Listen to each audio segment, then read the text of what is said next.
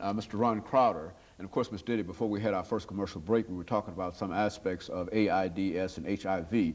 But in order to continue our discussion, let's talk about some statistical information dealing with AIDS. I think one of the reasons for the show was the alarm that was sent out quite recently by the Congressional Black Caucus of the impact that this thing is having on African Americans and whatnot. And of course, we also mentioned minorities and et cetera. But give us some statistical information, as much as you and Mr. Crowder would care to give, relative to this disease, so that we can have some idea, some understanding of the real impact that this disease is having.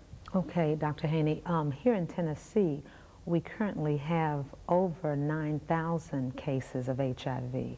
Now, African Americans, I believe, comprise approximately 26% of the population in Tennessee, yet we comprise over 55% of those cases of HIV, which is, you know, indicative of some things that are happening with, you know, some of our behaviors and attitudes regarding the disease and the risk that we're either at or that we're not at risk. Worldwide, there are almost 9 million cases, and most of that is in sub-Saharan Africa and other developing countries. When you think about issues pertaining to women with AIDS, it's nearly 80% of the women who are infected are African American and Latino.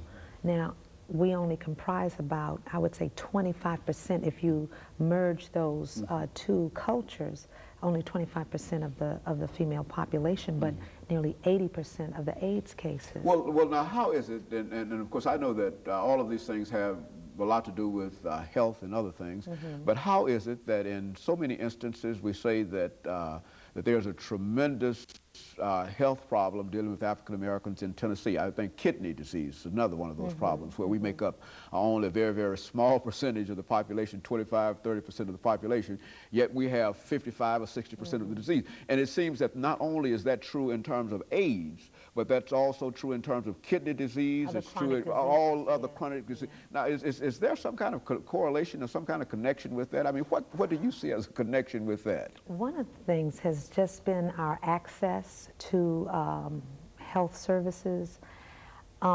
We sometimes, unfortunately, have been very crisis-oriented. And so if it's not pain-related, if it's not hurting, if I don't look sick or feel sick, I'm not going to go in to deal with, you know, the medical intervention. And that even impacts on our whole issue of testing. Right. What would you say about the testing? And it's the same thing with HIV and AIDS.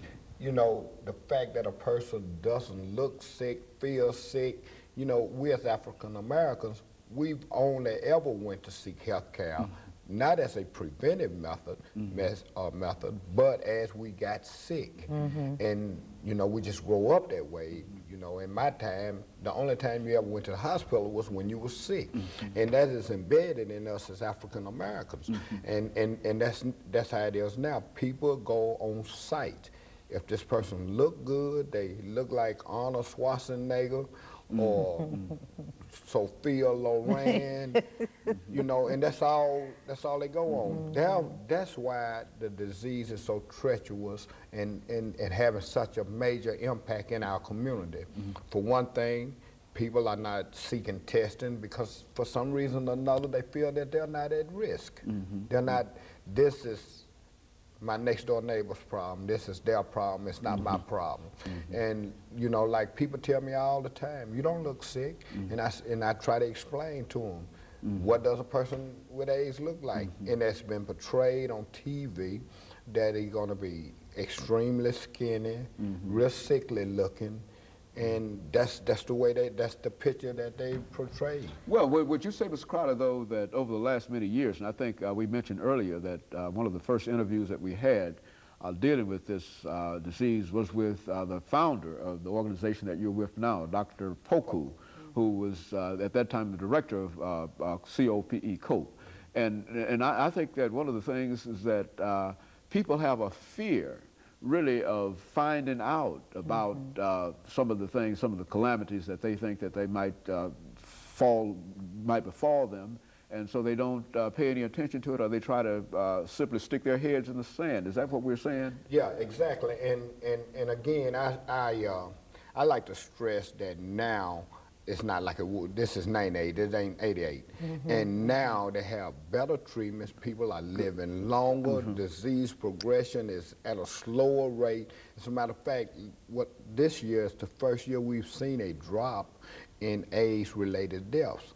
Now that's not to say that new infection rates are not going up, but AIDS-related deaths in and of itself is decreasing. That's because people are living longer with the disease. And now they have great testing. They can test now to see exactly where you are in the stage of the disease. That's with the viral load testing.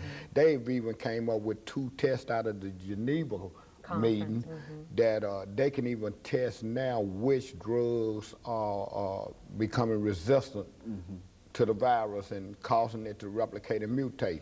So now they're doing great work, you know. So it's best that a person know their status, and it's best that they seek treatment and have a very good working relationship with the physician. But you know, that also has a relationship to our community's attitude about HIV and AIDS. And in the African American community, well, in the United States, in and of itself, when AIDS first became known and an epidemic, it was initially associated with gay white males.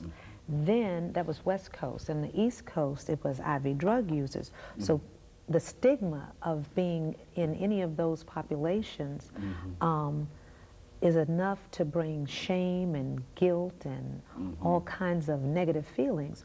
And when the community responds in that way, oh, the person got what they deserve, oh, their behavior made them, oh, some are innocent, some are guilty, then it makes it less likely for a person to come forward as courageously as Ron has to educate others, to let the community know that, you know, we're here and looking like you and me and everybody else, but yet you have to be more compassionate as a community and supportive.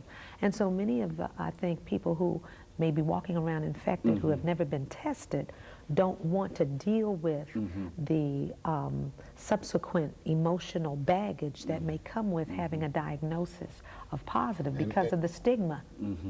And one other thing with that is, and what that does is, and what's happening is, people in Africa. Let me interrupt here, and of course we're going to have to take this break, and we'll be back with you following this short commercial break. I shouldn't have let you break in there. We're talking to Ms. SDennie.